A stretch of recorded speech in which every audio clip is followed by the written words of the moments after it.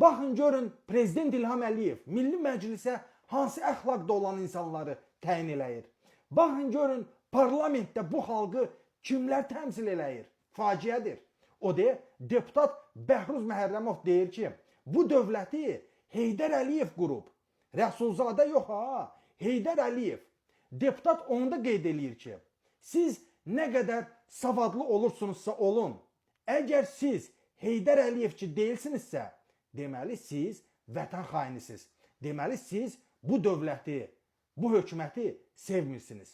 Təsəvvür edirsiniz, deputat Bəhruz Məhərrəmov deyir ki, sizin savadınız heç kimə lazım deyil. Əgər siz Heydər Əliyevçi deyilsinizsə, deməli vətən xainisiniz. Bax beləcə Milli Məclisdə o zillət vəkilləri oturub bu xalqı təhqir eləyir. Hökumət orqanlarından xahişimiz odur ki, kadr seçimində, o cümlədən yüksəliş kimi müsabiqələrdə savad, dünya görüş kimi amillərlə yanaşı Heydər Əliyev ideologiyasına bağlılıq mütləq mənada qiymətləndirilsin.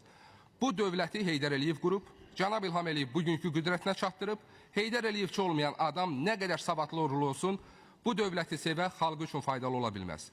Bu bizim dövlətçiliyin təməl konsepsiyasıdır. Dövlət qanuni tədbirlərini görür və görəcək. Bu məsələlərdə, o cümlədən bütövlükdə cinayətkarlıqla mübarizə, ictimai qayda, ictimai təhlükəsizliyin qorunmasında prinsipal mövqeyinə görə mən Daxili İşlər Nazirliyinə təşəkkür edirəm. Bu dövləti Heydər Əliyev qurub, Cənab İlham Əliyev bugünkü qüdrətinə çatdırıb, Heydər Əliyevçi olmayan adam nə qədər savadlı olsun, bu dövləti sevə, xalqı üçün faydalı ola bilməz. Eşitdinizmi? Deputat Bəhruz Məhərrəmov bu xalqı necə təhqir eləyir? Görürsünüz, İlham Əliyevə hansı əxlaqda olan deputatlar lazımdır. Hörmətli izləyicilər, vicdanını, şərəfini itirən bu deputata nə sözünüz varsa yazın gəlsin.